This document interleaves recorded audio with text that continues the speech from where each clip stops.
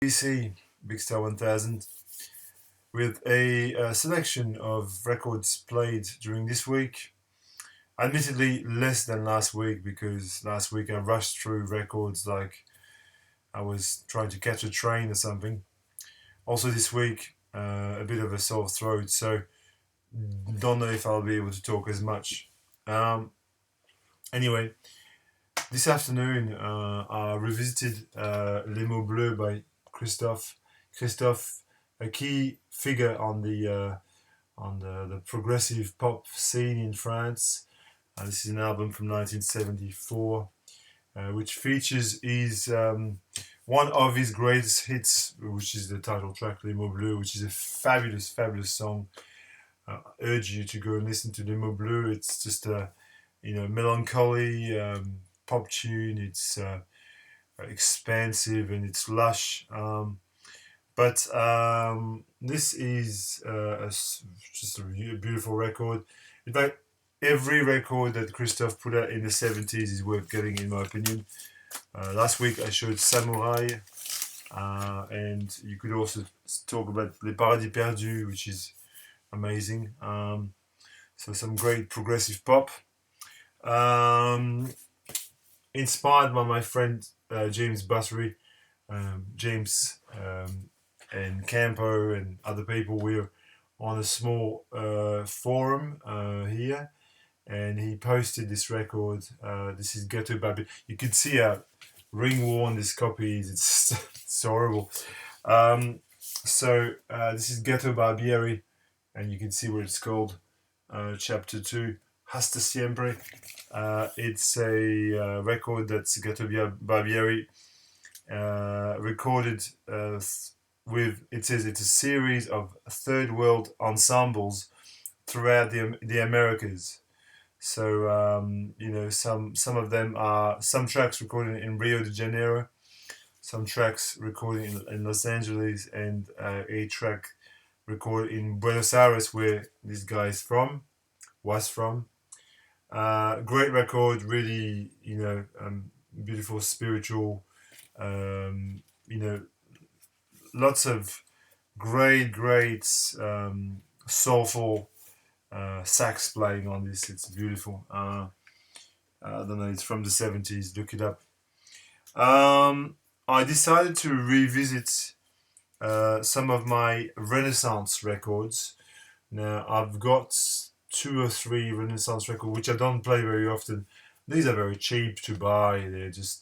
I've had these for years and years, and this is a prologue from 1970. I don't know, maybe 75 or something.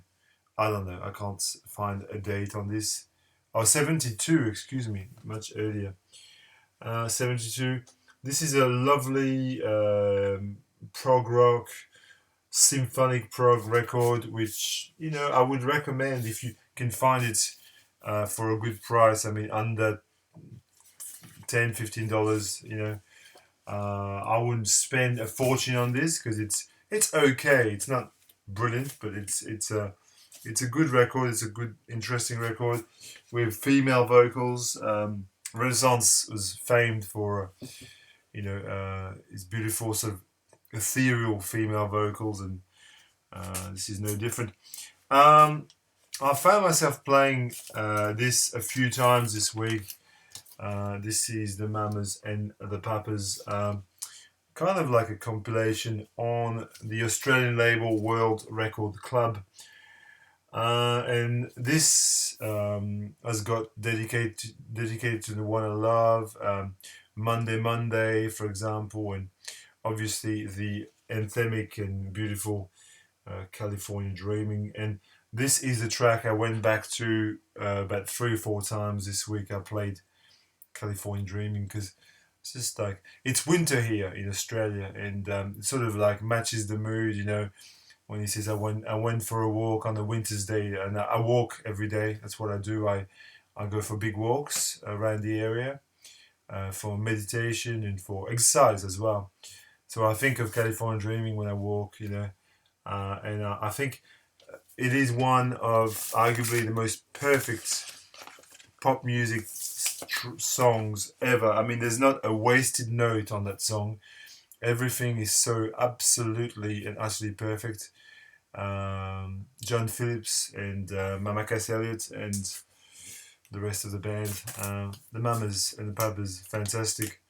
Um, I revisited this flamenco record by Pepe Habituela, Amandali,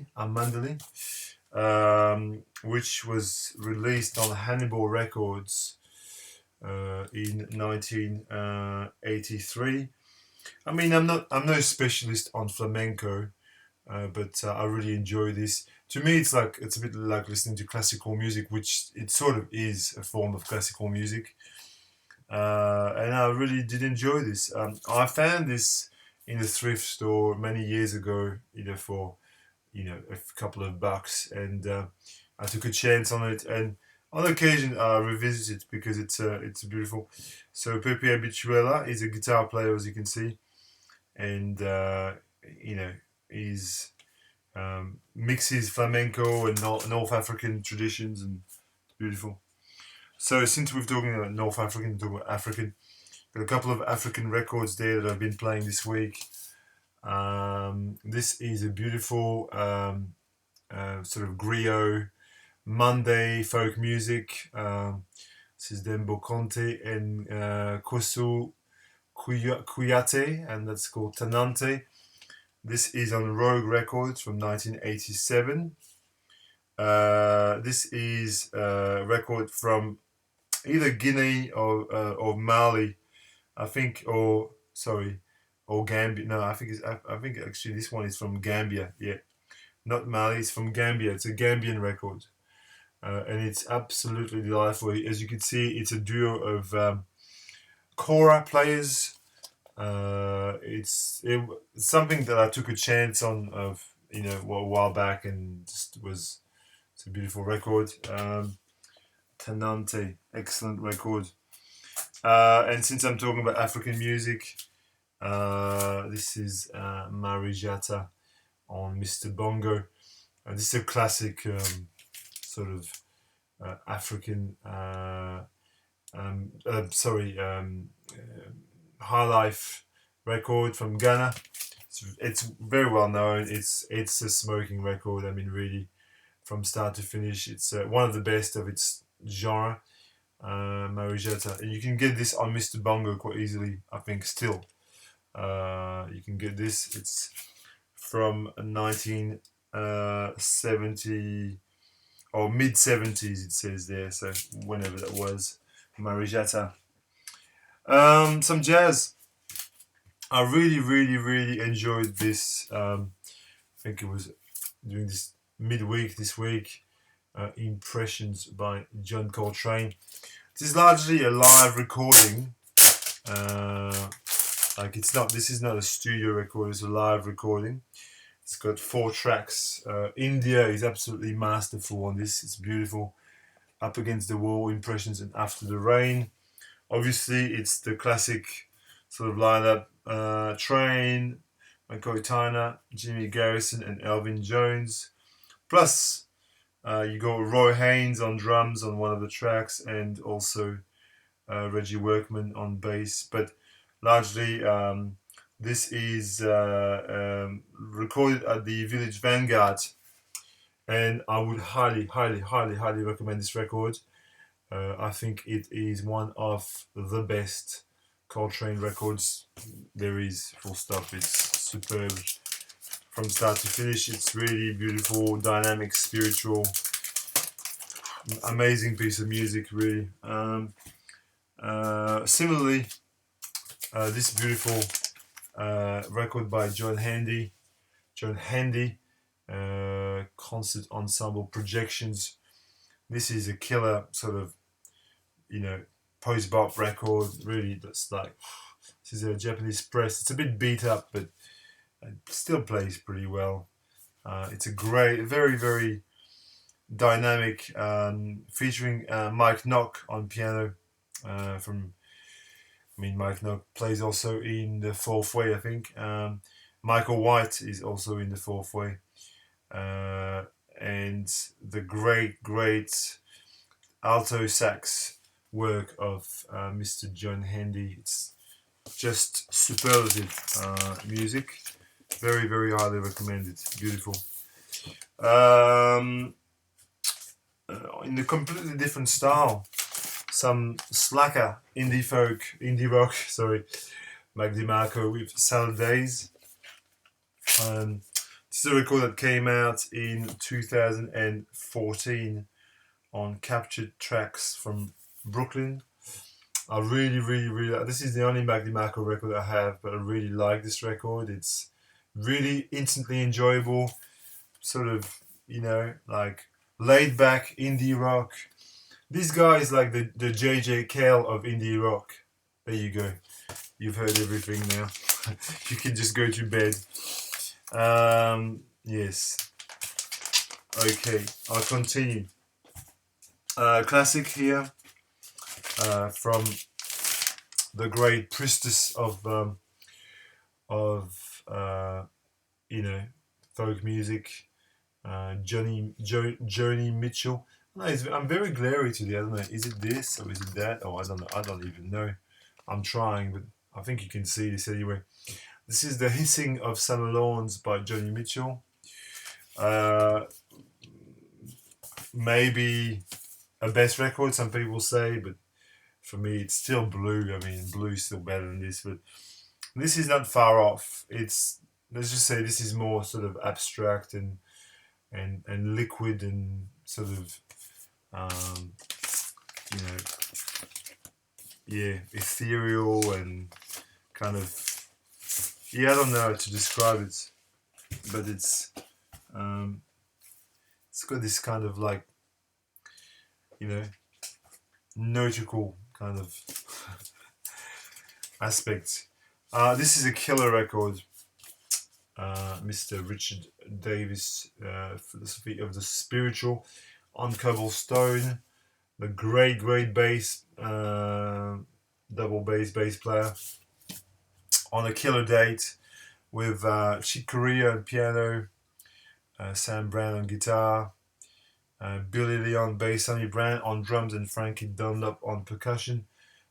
Superb lineup, and great record. And Richard Davis bass playing on this is just off the charts. It's just a beautiful record. Very highly recommended.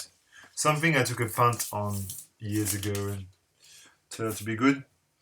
I revisited my copy of the Paul Winter Consort Icarus. This is a great record, actually. So this is basically, like the band that's known as Oregon as well. I mean, it's got Paul Winter and Paul McCandless, Ralph Tanner, Colin Walcott is on tabla, and etc. So you've got basically the lineup of Oregon, and this was produced by George Martin, by the Beatles producer, and it's a lovely kind of world fusion, jazz fusion record. If you can obtain a copy cheaply, I would highly recommend. This is beautiful. It's really dynamic and soaring at times. And Barry Altschul plays on this as well, and Billy Cullen plays on this too. Maybe something that's going to surprise you. Los Lobos. How will the wolf survive? I dig Los Lobos. To me, they're like the Pogues of Tex-Mex music. I love the Pogues. I think they're one of the best, bands of the early 80s, and I think that these guys, do a lot of what the Pogues do, but in their own Tex-Mex style, sort of like, Southern rock style. And this is a great record. It's not a record that I would play every day, but they're such a great band. I mean, they are tight, so tight, and they complement each other really seamlessly. All the players, it's a beautiful band. Los Lobos. Um, a killer jazz record that I played this afternoon, Capra Black by Billy Harper. This is actually a reissue from last year or something. Could have got an original if I really wanted to, but this just happened to, to be affordable and the pressing is immaculate, immaculate pressing. It's a beautiful press, and this is a masterpiece, really. I mean, originally on Strata East. It's a beautiful, beautiful record, spiritual as all get out, amazing. Right. Jackson C. Frank with, I think it's subtitled, or is it called Blues Run the Game? No, subtitled. This record is a key kind of singer-songwriter folk records. It was produced by Paul Simon, I believe. And this guy was an American. He died very tragically and very young too. But he went to London, and this record was made, I think, in London, if I remember well. Correct me if I'm wrong, but it's got Blues Run the Game on it. It's got, I can't remember the title of the song, that just escaped me, but every time I play this, I've had this for years and years, and every time I play Blues Run the Game, yeah, Here Comes the Blues, Milk and Honey, yeah, it's the beautiful record. Wow, amazing. Jackson C. Frank. If you want a great singer-songwriter record, it's amazing, amazing. The great Belgian band, Placebo, 1973. Probably the best record, in my opinion. So this is a Belgian funk band, jazz funk band, formed around the core of Marc Moulin, the keyboard player. Funky, funky, funky music. A bit like, I don't know, say like a Belgian version of the Headhunters and Herbie Hancock. Just super funky and amazing, and I mean, I can only recommend it. And just as funky, not quite, the wonderful Autobahn by Kraftwerk.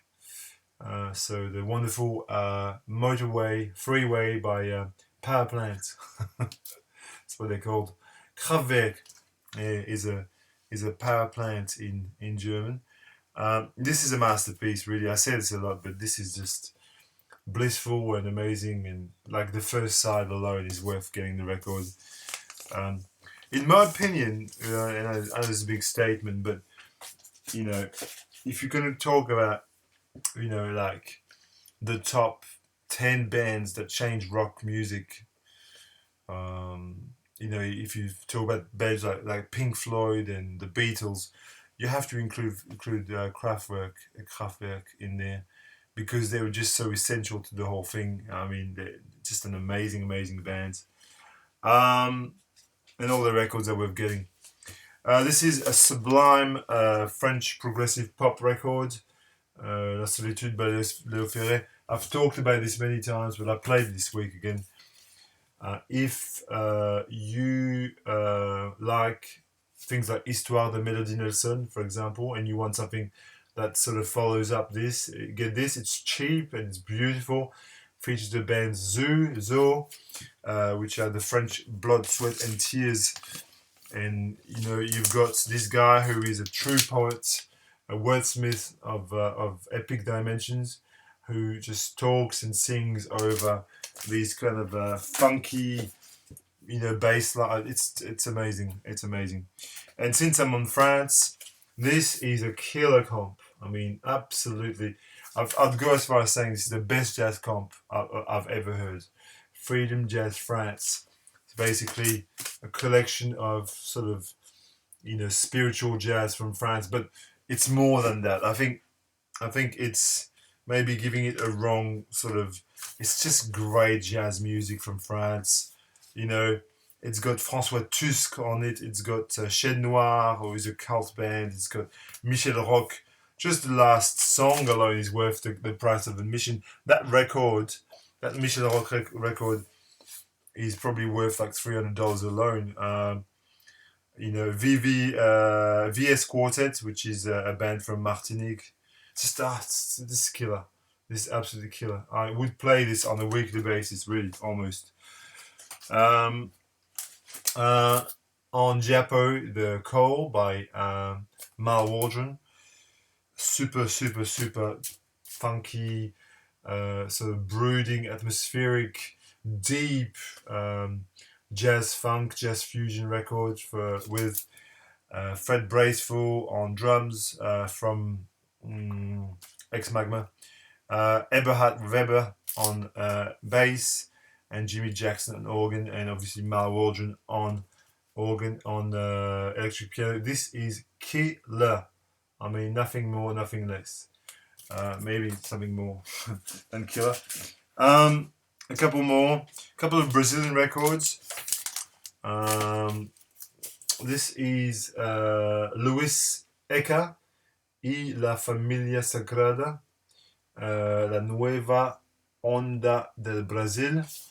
This is a Brazilian record. Even though the name of the band may just be in Spanish, I don't know why.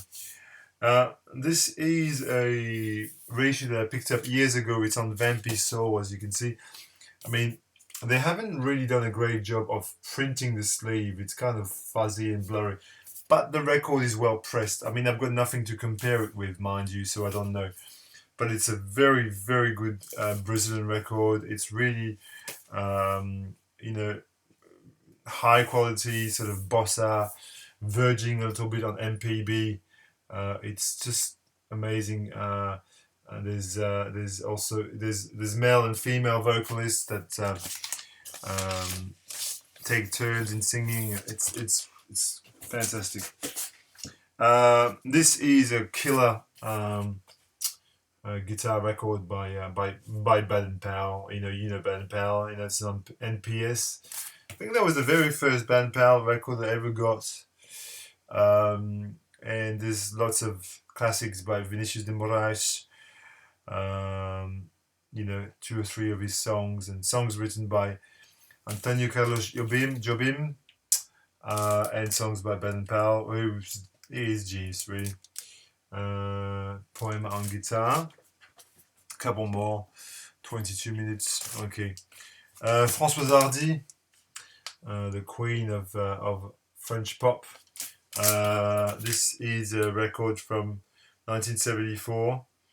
It's called Recueil de mes poésies, a poetry anthology. It means in English.